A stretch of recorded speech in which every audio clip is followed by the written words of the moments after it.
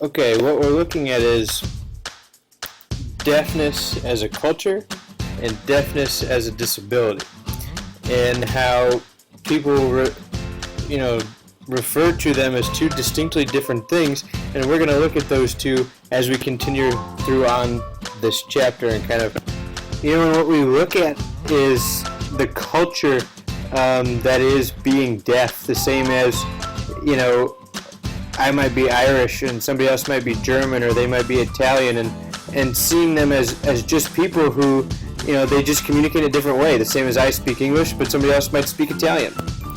One of the large themes in this chapter, depending on all the different stories that we see, is what do parents do once they realize that they're stuck with this choice of how do I help my child who is now deaf? Do I allow them to have language in sign language, or do I give them the ability to hear with cochlear implants? The big struggle for children who are born deaf, particularly to those parents who are hearing, is the language acquisition. And young children who have deaf parents already, and they themselves are deaf, they pick up language a lot quicker because the parents are already signing with.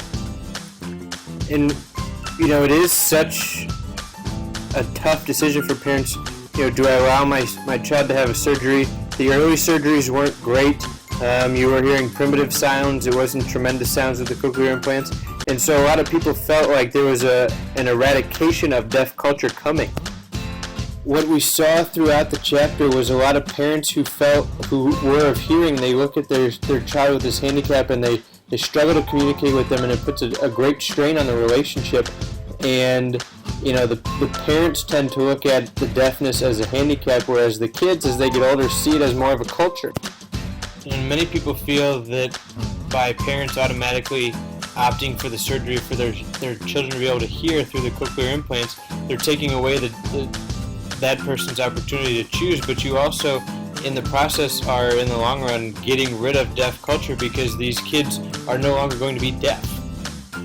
Some people look at it as, well, the deaf culture, in American Sign Language itself might be slowly disappearing and going away, but it's the same as any other cultures around the world and languages around the world that are slowly disappearing as the older generations pass on.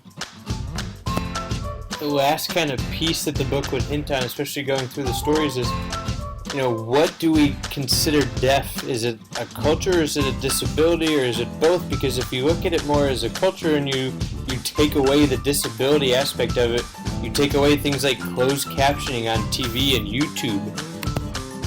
So that becomes kind of the theme of the chapter, is deafness as a culture compared to deafness as a disability.